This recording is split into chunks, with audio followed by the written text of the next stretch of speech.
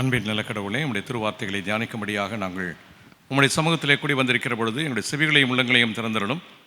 உம்முடைய வார்த்தைகள் சத்தியம், உம்முடைய வார்த்தைகள் உயிருள்ளவை. உம்முடைய வார்த்தைகளை எங்களுடைய வாழ்க்கைக்கு நாங்கள் பிரயோஜனப்படுத்திக் கொள்ள அருள்தார். மீட்பர் இயேசுவின் மூலமாக ஜெபத்தை ஏறெடுக்கிறோம் பரலோக பிதாவே, ஆமேன்.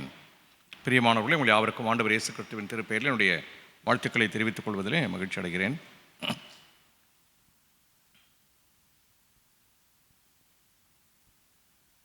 பரிபூர்ண வாழ்விற்கு அழைக்கிற குரல்.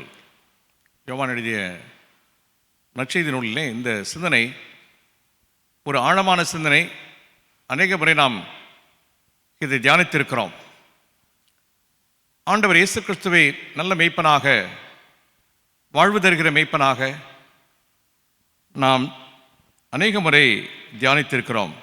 நேற்றைய தினத்தில் நான் ஒரு சிந்தனை உங்களோடு கூட பகிர்ந்து கொண்டேன். திருமறையின் முழுவதிலுமே கிறிஸ்து வெளிப்படுத்தப்பட்டிருக்கிறார் என்பதை நாம் அறிகிறோம். அவ்வண்ணமாகவே கிறிஸ்து அவருடைய தன்மைகளினாலே மிக குறிப்பாக நற்செய்தி நூல்களிலே அவர் வெளிப்படுத்தப்படுகிறதை நாம் காணுகின்றோம். நானோ அவைகளுக்கு ஜீவன் உண்டாயிருக்கவும் அது பரிபூர்ணப்படவும் வந்தேன். இந்த குரல் பரிபூர்ண வாழ்வுக்கு அழைக்கிற குரலாக இருக்கிறது. பரிபூர்ண வாழ்வை தருகிற குரல் என்று சொன்னால் அது வேறு. பரிபூர்ண வாழ்வுக்கு அழைக்கிற குரல் என்று சொல்லுகிற பொழுது அது இன்னொரு சிந்தனையை நமக்கு தருகிற ஒன்றாக இருக்கிறது. வாழ்வின் ஆண்டவர். யோவான் 14ஆம் அத்தியாயம் 6ஆம் வாக்கியத்தில் படிக்கிறோம், நானே வழி, சத்தியம், வாழ்வு, ஜீவன். ஆண்டவர் இயேசு கிறிஸ்துவே சொல்கிறார், நானே வழி, சத்தியம், வாழ்வு என்று அவர் சொல்லுகிறதை நாம் காணுகின்றோம். ஆண்டவர் இயேசு வாழ்வை அளிப்பவர் மட்டுமல்ல, அவரே வாழ்வு. அவரே வாழ்வு என்பதுதான் மிக முக்கியமான செய்தி. வாழ்வை தருகிறவர் அல்ல, தருகிறவர் மட்டுமல்ல, அவரே வாழ்வு. மூல ஆதாரம். யோவான் 1ஆம் அத்தியாயம் 4ஆம் வாக்கியத்தில் படிக்கிறோம், அவரிலே வாழ்வு இருந்தது. அவரால் எப்படி வாழ்வு தர முடியும் என்று சொன்னால் அவரிலே வாழ்வு இருந்தது. எனவே அவர் வாழ்வை தருகிறவராக இருக்கிறார். கொலோசையருக்கு எழுதின 9ஆம் அத்தியாயம் 16ஆம் வாக்கியத்திலே சகலமும் அவரை கொண்டும் அவருக்கென்றும் சிருஷ்டிக்கப்பட்டது. எனவே இந்த முழு ஆளுமை அவரிடத்திலே கொடுக்கப்பட்டிருந்தது. வாழ்வின் சொந்தக்காரர் அவர், வாழ்வின் ஆதாரம் அவர். எனவே அவரால் வாழ்வு கொடுக்க முடியும் என்பதை நாம் அறிந்திருக்கிறோம். வாழ்வளிக்கிற ஆண்டவர். கிறிஸ்து இல்லாமல் வாழ்வு முழுமை அடையாது. நாம் வாழ்ந்து கொண்டிருக்கிறோம். இந்த வாழ்வு பொருளற்ற ஒரு வாழ்வு. நம்மோடு கிறிஸ்து உடன் இருப்பார் என்று சொன்னால், கிறிஸ்து உடன் பயணிப்பார் என்று சொன்னால், கிறிஸ்து நம்முடைய வாழ்வின் அனுபவமாக இருப்பார் என்று சொன்னால் அது பொருளுள்ள வாழ்வாக இருக்கும். இல்லை என்றால் வெறுமையான ஒரு வாழ்வாக நாம் வாழ்ந்து முடித்து விடுவோம். கிறிஸ்து இல்லாமல் வாழ்கிற வாழ்வு முழுமை அடைய முடியாது. வாழ்வை இழந்து நிற்கிற மனிதன் வாழ்வின் ஆண்டவர். இரண்டாவதாக, வாழ்வை இழந்து நிற்கிற மனிதன். கிறிஸ்து இல்லை என்று சொன்னால் அவன் வாழ்வு இல்லாத ஒரு மனிதனாக, ஒரு ஜடம் போல வாழ்ந்து கொண்டிருப்பான். அவ்வளவுதான். அது வாழ்வு என்று சொல்ல முடியாது. எபேசியருக்கு எழுதின 2ஆம் அத்தியாயம் 1ஆம் வாக்கியத்தில் படிக்கிறோம், அக்கிரமங்களினாலும் பாவங்களினாலும் நம்மை உயிர்ப்பித்தார் அப்படின்னு சொன்னா அதுக்கு முன்னால் உயிர் இல்லையா? உயிர் இருந்தது. உயிர் இருந்தும் உயிரற்றவளை போல நாம் வாழ்ந்தோம். ஏனென்றால் அக்கிரமம், பாவம் இவைகளினாலே நாம் மரித்து போயிருந்தோம். இந்த கிறிஸ்து என்கிற வாழ்வு நமக்குள்ளே வருகிற பொழுது நாம் உயிர்ப்பிக்கப்படுகிறோம். எனவே வாழ்வை இழந்து நிற்கிற மனிதனை நம்மால் இங்கே காணப்படுகிறது. பாவம் மனிதனை கடவுளத்திலிருந்து பிரிக்கிற ஒன்றாக இருக்கிறது. உண்மையான வாழ்வை அவன் இழக்கச் செய்கிறது. எனவே கிறிஸ்து இல்லாமல் மனிதன் வாழ இயலாது. ஒரு வெறுமையான வாழ்வை அவன் வாழ்ந்து கொண்டிருக்கலாம். வாழ்வை இழந்து நிற்கிற மனிதன். ஏசாயா தீர்க்கதரிசியின் புஸ்தகம் 59ஆம் அத்தியாயம் 2ஆம் வாக்கியத்தில் படிக்கிறோம், உங்கள் அக்கிரமங்களே உங்களுக்கும் உங்கள் கடவுளுக்கும் நடுவாக பிரிவினையை உண்டாக்குகிறது. எனவே கடவுள் இல்லாத ஒரு வாழ்வு மிக சுலபம். அதற்கு அடிப்படையான காரணம் மனம் போன போக்கிலே நாம் வாழ்வது. நம்முடைய அக்கிரமங்களே கடவுளுக்கும் நமக்கும் இடையே இருக்கிற அந்த உறவை பிரிக்கிற ஒன்றாக இருக்கிறது. ரோமருக்கு எழுதிய நிருபம் 6ஆம் அத்தியாயம் 23ஆம் வாக்கியத்திலே நாம் படிக்கிறோம், பாவத்தின் சம்பளம். அப்படியானால் செத்தவர்களைப் போல நாம் வாழ்ந்து கொண்டிருக்கிறோம். செத்தவர்களைப் போல நாம் வாழ்ந்து கொண்டிருக்கிறோம். எப்பொழுது பாவமும் அக்கிரமமும் நம்முடைய வாழ்விலே பெருகி இருக்கிறதோ அப்பொழுது நாம் செத்தவர்களைப் போல வாழ்ந்து கொண்டிருக்கிறோம். கிறிஸ்துவே வாழ்வு. கிறிஸ்துவோடு நாம் பயணிக்கிற பொழுது, கிறிஸ்து நமக்குள்ள இருக்கிற பொழுது நாம் உண்மையான உயிருள்ளவர்களாக இருக்க முடியும். வாழ்வின் ஆண்டவர் வழங்குகிற வாழ்வு. வாழ்வின் ஆண்டவர், வாழ்வை இழந்து நிற்கிற மனிதன், வாழ்வின் ஆண்டவர் வழங்குகிற வாழ்க்கை. வாழ்வின் ஆண்டவர் நமக்கு வழங்குகிற வாழ்க்கை என்பது ஒரு புதிய வாழ்க்கை. 2 கொரிந்தியர் 5ஆம் அத்தியாயம் 17ஆம் வாக்கியத்தில் வாசிக்கிறோம், கிறிஸ்துவுக்குள் இருந்தால், கிறிஸ்து அவனுக்குள் இருந்தால், கிறிஸ்துவுக்குள் அவன் இருந்தால் அவன் புது படைப்பாக மாறுகிறான். புதிய சிருஷ்டியாக அவன் படைக்கப்படுகிறான். வாழ்வின் ஆண்டவர் வழங்குகிற வாழ்வு எது என்று சொன்னால் அது புது வாழ்வு, புதிய படைப்பாக நாம் மாறுகிறோம். இந்த வாழ்வின் ஆண்டவர் நமக்கு வழங்குகிற வாழ்வு எப்படிப்பட்டது என்று சொன்னால், யோவான் எழுதிய நற்செய்தி நூல் 3ஆம் அத்தியாயம் 16ஆம் வாக்கியத்தில் படிக்கிறோம்,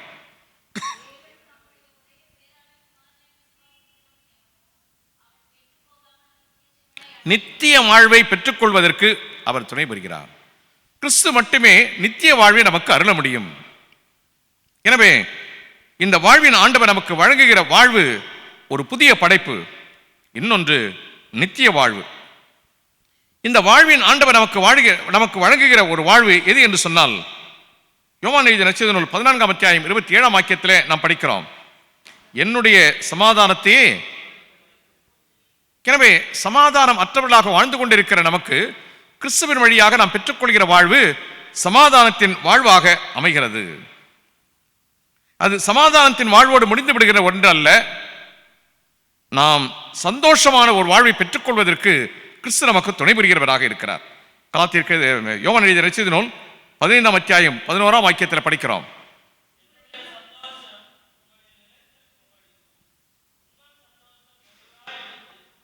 உங்களுடைய சந்தோஷம் நிறைவாய் இருக்கும் அடிக்கும்.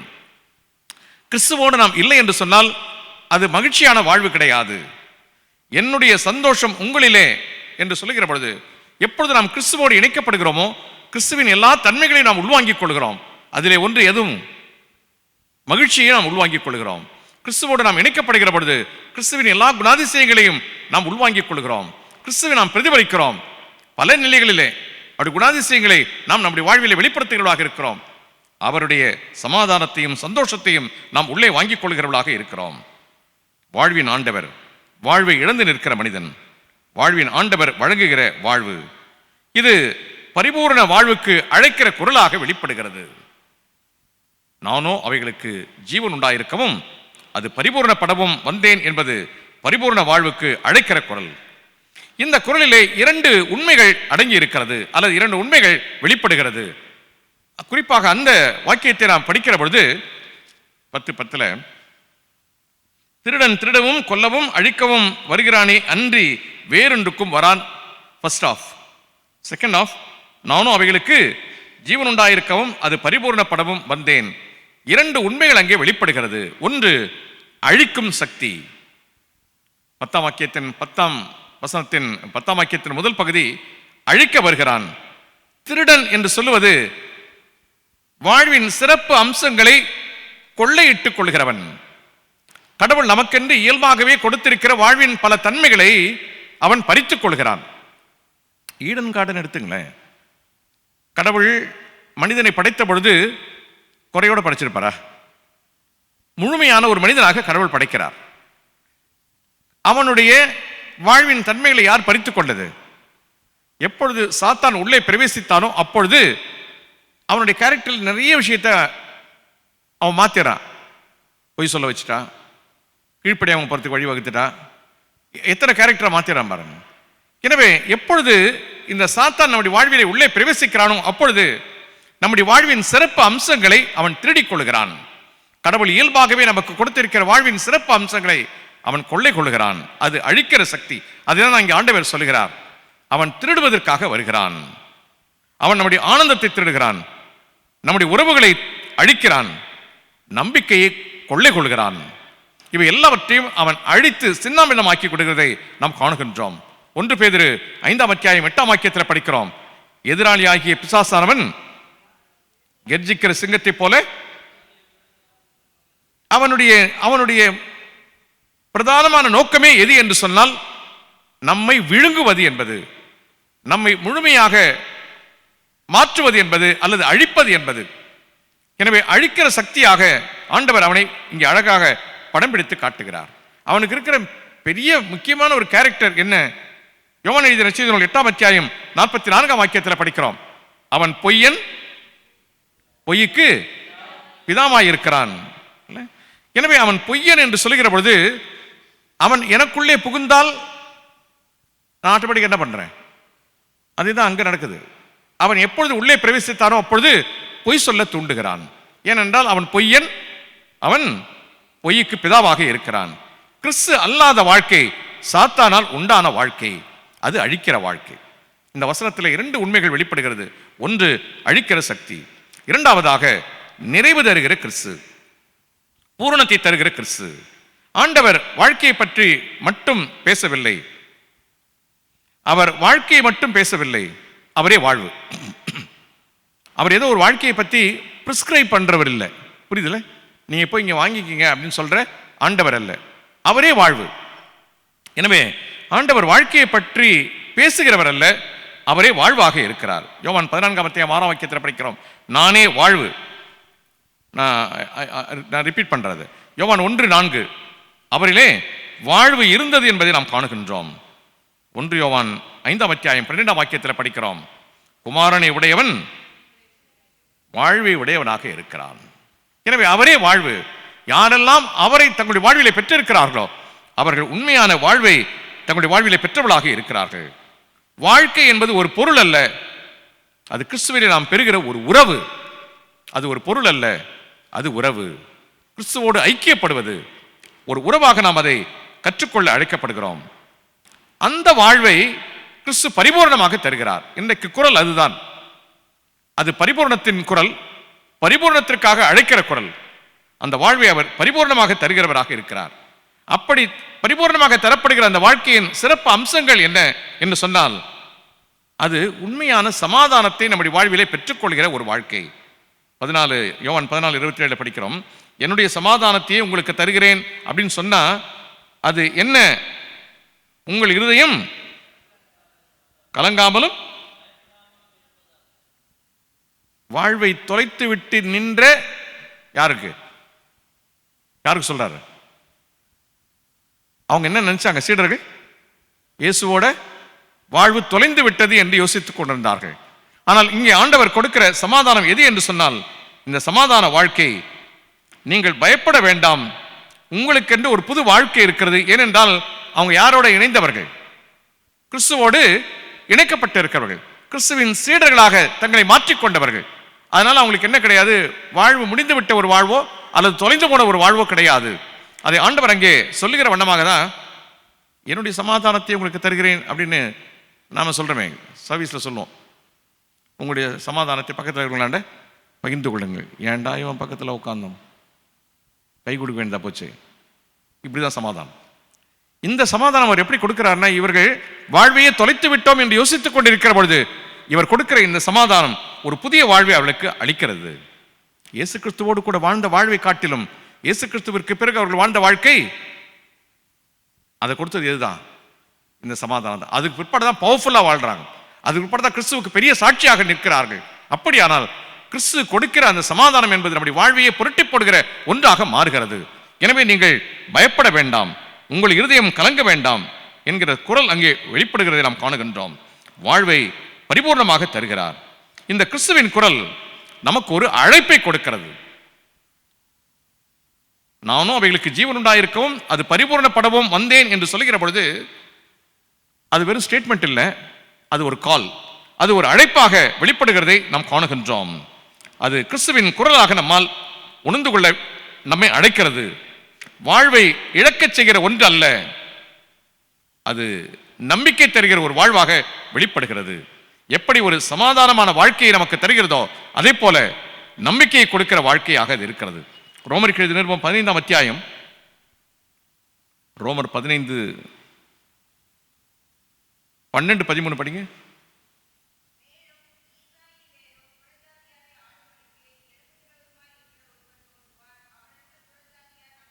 அவரிடத்தில் புறஜாதியார் நம்பிக்கை வைப்பார்கள். 13.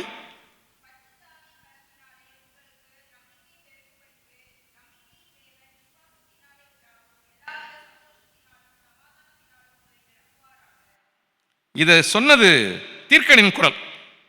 இந்த நம்பிக்கை நிறைந்த ஒரு வாழ்வை கிறிஸ்து தருகிறார் என்பது அங்கே சொல்லப்படுகிறது.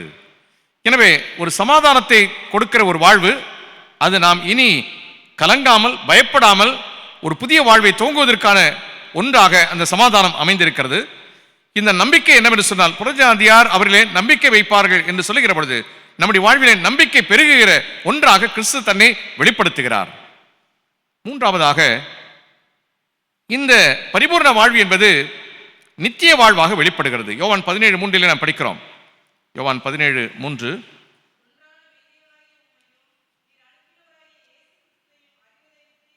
அவரை அறிவதே நித்திய ஜீவன். நாம் அவரை அறிவது மட்டுமல்ல, அவர் எனக்கு கொடுக்கிற அழைப்பை ஏற்று அவருக்குள்ளே வருகிற பொழுது அது பரிபூர்ணமான வாழ்வாக மாறுகிறது. அந்த பரிபூர்ண வாழ்வு தான் எனக்கு நித்திய வாழ்வாக மாறுகிறது. இயேசு கிறிஸ்துவை அறிவதே நித்திய ஜீவன். இன்றைக்கு நீங்களும் நானும் அந்த நித்திய வாழ்வை பெற்றுக்கொள்வதற்காகவே இங்கு வந்திருக்கிறோம், வாழ்ந்து கொண்டிருக்கிறோம். கிறிஸ்துவோடு வாழுகிறோமா? கிறிஸ்துவோடு வாழ்கிற பொழுது நாம் எதற்கு சொந்தக்காரர்களாக மாறுகிறோம் என்று சொன்னால், நித்திய வாழ்வுக்கு சொந்தக்காரர்களாக மாறுகிறோம். கிறிஸ்துவில் பெறுகிற பரிபூர்ண வாழ்வு ஒரு ஆசீர்வாதமாக மட்டுமல்ல, அதைவிட மேலாக பொறுப்பாக மலர்கிறது. இன்றைக்கு சிலுவை நெடிலே நீங்களும் நானும் கற்றுக்கொள்ள வேண்டியது, ஏதோ எசவா ஒரு ஆசீர்வாதமா இந்த வார்த்தையை பார்ப்பதற்கல்ல, மாறாக இந்த குரலிலே ஒரு பொறுப்பும் அடங்கி இருக்கிறது. அழைப்பு மட்டுமல்ல, ஒரு பொறுப்பும் அடங்கி இருக்கிறது. கிறிஸ்துவில் பெறுகிற பரிபூர்ண வாழ்வு ஒரு ஆசீர்வாதம் மட்டுமல்ல, அதை விட மேலாக ஒரு பொறுப்பு அங்கே கொடுக்கப்படுகிறது. இந்த பரிபூர்ண வாழ்வு தொடர வேண்டும். யோவான் 15:4 படிக்கிறோம். நிலைத்திருங்கள் என்கிற வார்த்தை அங்கு ஆழமான ஒரு வார்த்தையாக இருக்கிறது.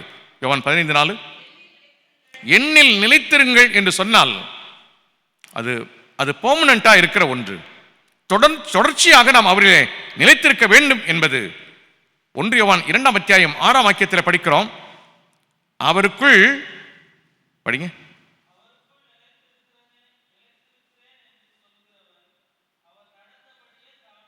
அவருக்குள் நிலைத்திருக்கிறேன் என்று சொல்லுகிறவன் அவர் நடந்தபடியே நடக்க வேண்டும்.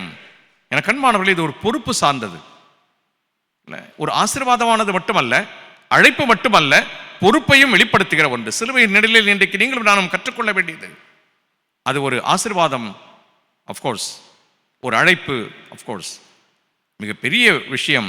பொறுப்பு என்பதை நாம் உணர்ந்து கொள்ள வேண்டும். அவருக்குள் நிலைத்திருக்கிறேன் என்று சொல்லுகிறபடியால் நாம் அவர் நடந்தபடியே தானும் நடக்க வேண்டும். இன்னைக்கு நீங்களும் நானும் இந்த சிலுவையிலே கற்றுக்கொள்ள வேண்டியது, நானும் அவர் போல நடக்க வேண்டும் என்பதை நாம் கற்றுக்கொள்ள வேண்டும். அவரை பின்பற்றுவது என்பது என்னது? இந்த உலகை வெறுத்து சிலுவை எடுத்து அவருக்கு பின்னாக செல்வது. ஏனென்றால் சிலுவை அவர் சுமந்த ஒன்று. சிலுவை அவரை சுமந்தது என்றாலும் சிலுவை அவர் சுமந்த ஒன்று. நீங்களும் நானும் அந்த சிலுவையை ஏற்றுக்கொள்வதற்கு ஆயத்தமுள்ளவர்களாக இருக்க வேண்டும். சிலுவை கற்றுக் கொடுக்கிற பாடம் அவரை பின்பற்றுவது, அவர் நடந்ததை போல நாம் நடக்க வேண்டும் என்பதை கற்றுக் கொடுக்கிறது. Bearing the cross, bearing is life. சிலுவை சுமப்பது என்பது அவருடைய வாழ்வையே நம்மிலே சுமப்பது என்பதாக நாம் உணர்ந்து கொள்ள வேண்டும். கிறிஸ்துவில் தொடங்கினால் கிறிஸ்துவில் தொடர வேண்டும். கிறிஸ்துவில் தொடங்கினால் கிறிஸ்துவில் நாம் தொடர எதிர்பார்க்கப்படுகின்றோம். எனவே இது எல்லாவற்றுக்கும் மேலாக பொறுப்பாக இருக்கிறது. இரண்டாவதாக, இந்த பரிபூர்ண வாழ்வினாலே தூய வாழ்வை நாம் தக்க வைத்துக் கொள்ள வேண்டும், நிலைத்திருக்க வேண்டும். இரண்டாவதாக, அதை நாம் நம்முடைய வாழ்விலே தக்க வைத்துக் கொள்ள வேண்டும். எந்த ஒரு சூழலிலேயும் நாம் அதை விட்டு விலகக்கூடாது. 1 பேதுரு 15-16 வாக்கியங்களிலே படிக்கிறோம்.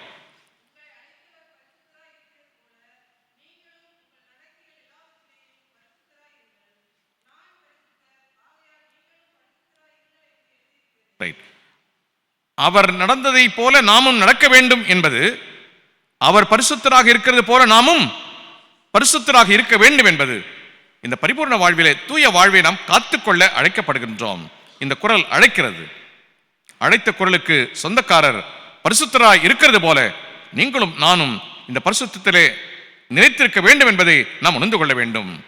நடக்கைகள் எல்லாவற்றிலேயும் நீங்கள் பரிசுத்தராய் இருங்கள். The call leads us to live holy. இந்த அழைப்பு ஒரு பொறுப்பை வெளிப்படுத்துகிறது. அது எது என்று சொன்னால், நீங்கள் இந்த உலகத்திற்கு பரிசுத்தவான்களாகவே வாழ வேண்டும். அது ஒரு பெரிய பொறுப்பு, அவ்வளவு எளிது கிடையாது.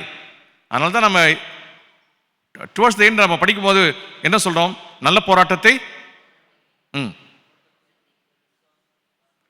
விசுவாசத்தை காத்துக்கொண்டேன் என்று சொல்றது ஒரு சாதாரண ஒரு ஸ்வீப்பிங் ஸ்டேட்மெண்ட் இல்லை, ரொம்ப கஷ்டமான ஒரு விஷயம். அதை பொருள் நாம் அறிந்து கொள்ள வேண்டும். நிலைத்திருப்பது என்பதும் பரிசுத்தமாக வாழ்வது என்பதும் தான் அந்த விசுவாச வாழ்வை நம்மிலே காத்துக்கொள்வது என்பது. எபேசியர் 4 அத்தியாயம் 22 முதல் 24 வரை உள்ள வாக்கியங்களிலே நாம் படிக்கிறோம். முந்தின படிங்க.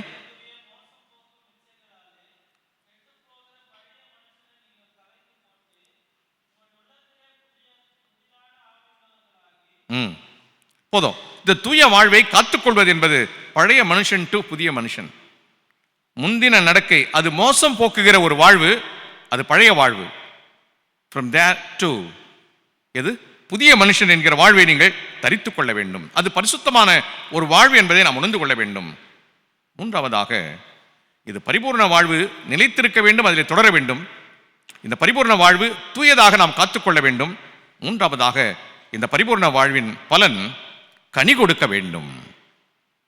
நான் வாழ்ந்து விட்டேன், வாழ்ந்து கொண்டிருக்கிறேன் என்று சொல்வதோடு முடிந்து விடுகிற ஒன்றல்ல. நான் நம்முடைய வாழ்விலே கனி கொடுக்கிறவர்களாக இருக்க வேண்டும்.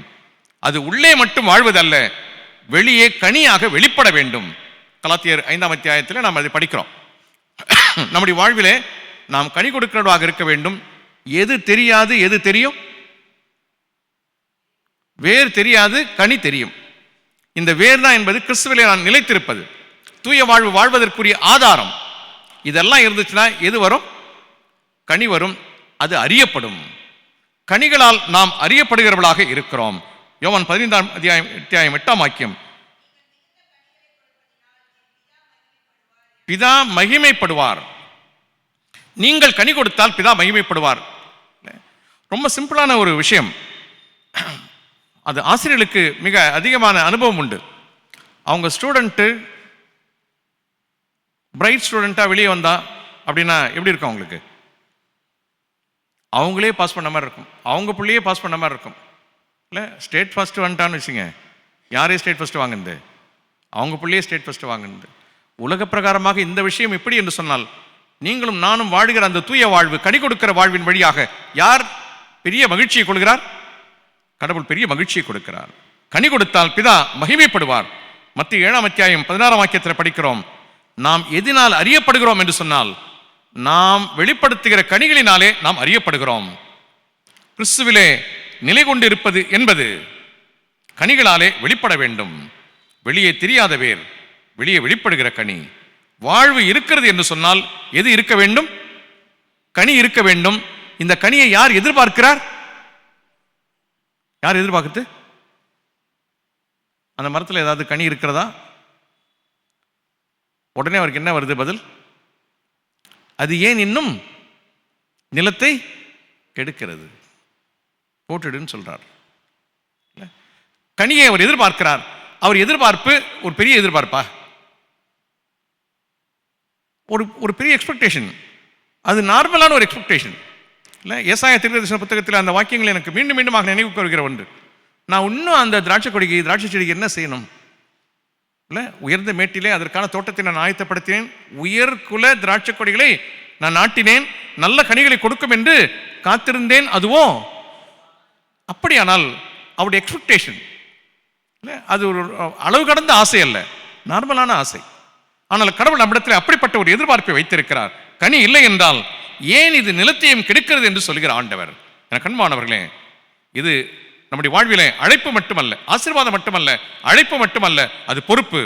இந்த பொறுப்பு நம்முடைய வாழ்விலே நிலைத்திருக்க வேண்டும். அது பரிசுத்தமான ஒன்றாக இருக்க வேண்டும். அது கனி கொடுக்க வேண்டும். கடவுள் அதை நம்முடைய வாழ்விலே எதிர்பார்க்கிறார். இன்றைக்கு சிறுவையின் நிழலிலே இதை நாம் கற்றுக்கொள்ள அழைக்கப்படுகின்றோம். பரிபூர்ணப்படவும் வந்தேன் என்று சொல்லுகிற ஆண்டவர் நமக்கு அந்த பரிபூர்ணத்தை கொடுக்கிற பொழுது ஆசீர்வாதமாக மட்டும் கொடுக்கவில்லை, நமக்கு அதை அழைப்பாக மட்டும் கொடுக்கவில்லை, ஒரு பொறுப்பாகவும் கொடுத்திருக்கிறார். அந்த பொறுப்பை சிறுவை நிலையிலே உணர்வோம். கடவுள் தாமின் திருவாக்கியங்களை நமக்கென்று ஆசீர்வதிப்பாராக. ஆமேன். ஆண்டவராகிய இயேசு கிறிஸ்துவின் கிருபையும் பிதாவாகிய தேவனுடைய அன்பும் தூயாவின் ஐக்கியமும் எடுத்ததிலும் நம் அனைவரோடும் இப்பொழுதும் எப்பொழுதும் சதா காலமும் தங்கியிருப்பதாக. என் ஆத்துமாவே கர்த்தரை ஸ்தோத்தரி, என் முழு ஒளியுடைய பரிசுத்த நாமத்தை ஸ்தோத்தரி. என் ஆத்துமாவே கர்த்தரை ஸ்தோத்தரி, கர்த்தர் செய்த சகல உபகாரங்களை மறவாதே. ஆமென்.